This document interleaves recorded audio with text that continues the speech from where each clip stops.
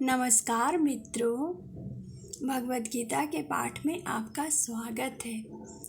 आज से शारदीय नवरात्र शुरू हो रहा है, जिसकी शारदीय नवरात्र की आप लोग को हार्दिक शुभकामनाएं। और इन्हीं शुभकामनाओं के साथ हम भगवद गीता का पाठ शुरू करते हैं। कीनो राजेन गोविंद किं भोग जीवितेन वा येषामर्थे काकरक्षितं नो राज्यं भोगा सुखानि च त इमेव स्थिता युद्धे प्राणास्तक्त्वा धनानि च आचार्याः पितरः पुत्रास्तथैव च पितामहा मातुला स्वसुरा पौत्रा श्याला सम्बन्धिनस्तथा एतात्र हन्तुमिच्छामि घ्रतोऽपि मधुसूदन अपि त्रैलोक्यराज्यस्य हेतोः किं नु महि कृते निहत्य धार्ता राष्ट्रात्र का प्रीतिशा जनार्दन। अतः हे गोविंद, हमें राज्य सुख अथवा हम इस जीवन से क्या लाभ, क्योंकि जिन सारे लोगों के लिए हम उन्हें चाहते हैं वे ही इस युद्ध भूमि में खड़े हैं। हे मधुसूदन, जब गुरुजन, पितृगण, पुत्रगण, पितामह, मामा, ससुर, पौत्रगण, साले तथा अन्य सारे संबंधी अपना अपना धन एवं प्राण देने के लिए तत्पर हैं और मेरे समक्ष खड़े हैं, तो फिर मैं इन सबको क्यों मारना चाहूँगा, भले ही वे मुझे क्यों न मार डाले। हे जीवों के पालक, मैं इन सबों से लड़ने को तैयार नहीं, भले ही बदले में मुझे तीनों लोक क्यों न मिलते हो। इस पृथ्वी की तो बातें ही छोड़ दो। भला धृतराष्ट्र के पुत्रों को मारकर हमें कौन सी प्रसन्नता मिलेगी। तात्पर्य यह है कि अर्जुन ने भगवान कृष्ण को गोविंद कहकर संबोधित किया, क्योंकि वे गौवों तथा इंद्रियों की समस्त प्रसन्नता के विषय हैं। इस विशिष्ट शब्द का प्रयोग करके अर्जुन संकेत करता है कि कृष्ण यह समझे कि अर्जुन की इंद्रियां कैसे तृप्त होंगी, किंतु गोविंद हमारे इंद्रियों को तुष्ट करने के लिए नहीं है। हाँ, यदि हम गोविंद की इंद्रियों को तुष्ट करने का प्रयास करते हैं तो हमारी इंद्रियां स्वतः तुष्ट होती हैं। भौतिक दृष्टि से प्रत्येक व्यक्ति अपनी इंद्रियों को तुष्ट करना चाहता है और चाहता है कि ईश्वर उसके आज्ञा पालक की तरह काम करे, किंतु ईश्वर उनकी तृप्ति वही तक करते हैं जितनी की वे पात्र हैं, उस हद तक नहीं कि जितना वे चाहते हैं। किंतु जब कोई इसके विपरीत मार्ग ग्रहण करता है, अर्थात जब वह अपनी इंद्रियों की तृप्ति की चिंता न करके गोविंद की इंद्रिय की तुष्टि करने का प्रयास करता है, तो गोविंद की कृपा से जीव की सारी इच्छाएं पूर्ण हो जाती हैं। यहाँ पर जाति तथा कुटुंबियों के प्रति अर्जुन का प्रगाढ़ स्नेह आंशिक रूप से इन सब के प्रति उसकी स्वाभाविक करुणा के कारण है। अतः वह युद्ध करने के लिए तैयार नहीं है। हर व्यक्ति अपने वैभव का प्रदर्शन अपने मित्रों तथा परिजनों के समक्ष करना चाहता है, किंतु अर्जुन को भय है कि उसके सारे मित्र तथा परिजन युद्ध भूमि में मारे जाएंगे और वह विजय के पश्चात उनके साथ अपने वैभव का उपयोग नहीं कर सकेगा। भौतिक जीवन का यह सामान्य लेखा जोखा है, किंतु आध्यात्मिक जीवन इसके सर्वथा भिन्न होता है। चूँकि भक्त भगवान की इच्छाओं की पूर्ति करना चाहता है, अतः भगवत इच्छा होने पर वह भगवान की सेवा करके सारे ऐश्वर्य स्वीकार कर सकता है, किंतु यदि भगवत इच्छा न हो तो वह एक भी पैसा ग्रहण नहीं कर सकता। अर्जुन अपने संबंधियों को मारना नहीं चाह रहा था, और यदि उनको मारने की आवश्यकता हो तो अर्जुन की इच्छा थी कि कृष्ण स्वयं उनका वध करे। इस समय उसे यह पता नहीं कि कृष्ण उन सबों को युद्ध भूमि में आने के पूर्व ही मार चुके हैं और उसे निमित्त मात्र बनना है। इसका उद्घाटन अगले अध्यायों में होगा। भगवान का असली भक्त होने के कारण अर्जुन अपने अत्याचारी बंधु बांधवों से प्रतिशोध नहीं लेना चाहता था, किंतु यह तो भगवान की योजना थी कि सबका वध हो। भगवत भक्त दुष्टों से प्रतिशोध नहीं करना चाहते, किंतु भगवान दुष्टों द्वारा भक्त के पीड़न को सहन नहीं कर पाते। भगवान किसी व्यक्ति को अपनी इच्छा से क्षमा कर सकते हैं, किंतु यदि कोई उनके भक्तों को हानि पहुंचाता है तो वे उसे क्षमा नहीं करेंगे। इसलिए भगवान इन दुराचारियों का वध करने के लिए उद्यत थे। यद्यपि अर्जुन उन्हें क्षमा करना चाहता था। पापमेवाश्रयेद स्मान् वैतानातयततान्यनः तस्मात्राह वयं हन्तुं धार्तराष्ट्रान् सम्बान्धवान् स्वजन ही कथं हत्वा सुखिनः स्याम माधव। अर्थात यदि हम ऐसे आतताइयों का वध करते हैं तो हम पर पाप चढ़ेगा। अतः यह उचित नहीं होगा कि हम धृतराष्ट्र के पुत्रों तथा उनके मित्रों का वध करें। हे लक्ष्मीपति कृष्ण, हमसे हमें क्या लाभ होगा, इससे हमें क्या लाभ होगा, और अपने ही कुटुंबियों को मारकर हम किस प्रकार सुखी हो सकते हैं। तात्पर्य यह है कि वैदिक आदेशानुसार आतताई 6 प्रकार के होते हैं। विष देने वाला, घर में अग्नि लगाने वाला और घातक हथियार से आक्रमण करने वाला, धन लूटने वाला, दूसरों की भूमि हड़पने वाला तथा पराई स्त्री का अपहरण करने वाला। ऐसे आतताइयों का तुरंत वध कर देना चाहिए, क्योंकि इनके वध से पाप नहीं लगता। आतताइयों का इस तरह वध करना किसी सामान्य व्यक्ति को शोभा दे सकता है, किंतु अर्जुन को कोई सामान्य व्यक्ति नहीं है। वह स्वभाव से साधु हैं तथा वह उनके साथ साधुवत व्यवहार करना चाहता था, किंतु इस प्रकार का व्यवहार क्षत्रिय के लिए उपयुक्त नहीं है। यद्यपि राज्य के प्रशासन के लिए उत्तरदायी व्यक्ति को साधु प्रकृति का होना चाहिए, किंतु उसे कायर नहीं होना चाहिए। उदाहरणार्थ, भगवान राम इतने साधु थे कि आज भी लोग राम राज्य में रहना चाहते हैं, किंतु उन्होंने कभी कायरता प्रदर्शित नहीं की। रावण आतताई था, क्योंकि वह राम की पत्नी सीता का अपहरण करके ले गया था, किंतु राम ने उसे ऐसा पाठ पढ़ाया जो विश्व इतिहास में बेजोड़ है। अर्जुन के प्रसंग में विशिष्ट प्रकार के आतताइयों से भेंट होता है।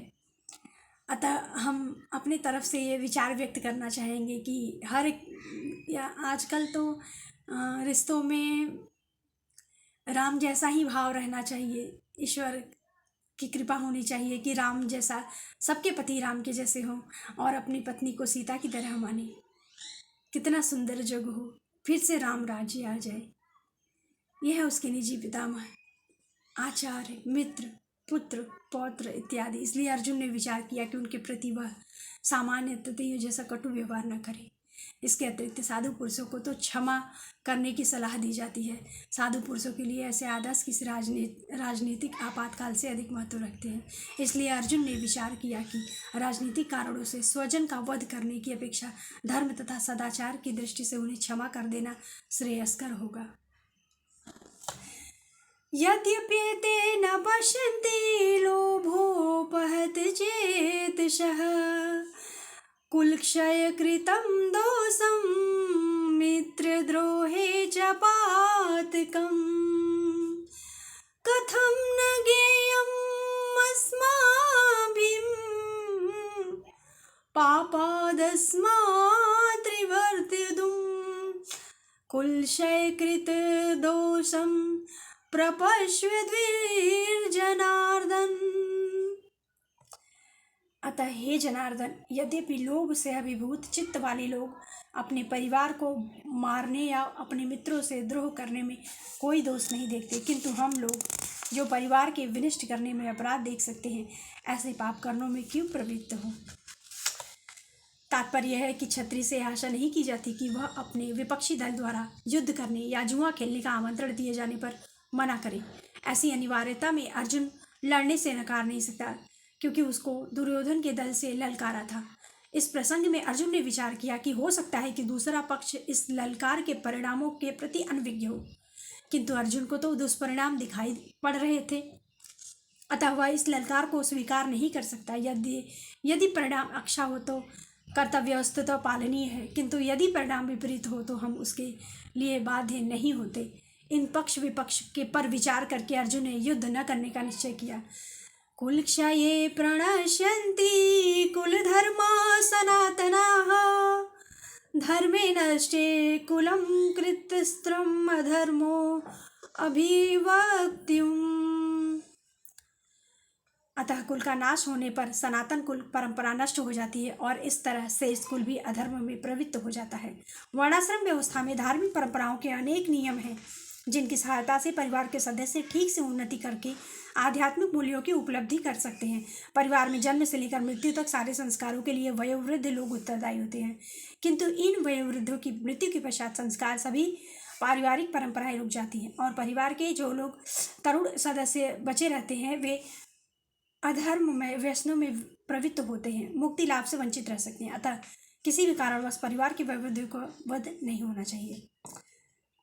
अधर्माभिभवात् कृष्ण प्रदुष्यन्ति कुलस्त्रियः स्त्रीषु दुष्टासु वार्षणे जायते वर्णसंकरः। हे कृष्ण, जब कुल में अधर्म प्रमुख हो जाता है तो कुल की स्त्रियां दूषित हो जाती हैं और स्त्रीत्व के पतन से विषवंशी अवांछित संतानें उत्पन्न होती हैं। संकरो नरकाया कुलघानां कुलस्य च पतन्ति पितरो लुप्तपिंडोदक क्रिया। अर्थात अवांछित संतानों की वृद्धि से निश्चय ही परिवार के लिए तथा पारिवारिक परंपरा को विनष्ट करने वालों के लिए नारकीय जीवन उत्पन्न होता है। ऐसे पतित कुलों के पुरखे पितर लोग गिर जाते हैं क्योंकि उन्हें जल तथा पिंड दान देने की क्रियाएं समाप्त हो जाती हैं। अर्थात सकाम कर्म विधि विधानों के अनुसार कुल के पितरों को समय समय पर जल तथा पिंडदान दिया जाना चाहिए। यह दान विष्णु पूजा द्वारा किया जाता है क्योंकि विष्णु को अर्पित भोजन के उच्छिष्ट भाग प्रसाद के खाने से सारे पाप कर्मों से उद्धार हो जाता है। कभी कभी पितृगण विविध प्रकार के पाप कर्मों से ग्रस्त हो सकते हैं और कभी कभी उनमें से कुछ को स्थूल शरीर प्राप्त न हो सकने के कारण उन्हें प्रेतों के रूप में सूक्ष्म शरीर धारण करने के लिए बाध्य होना पड़ता है।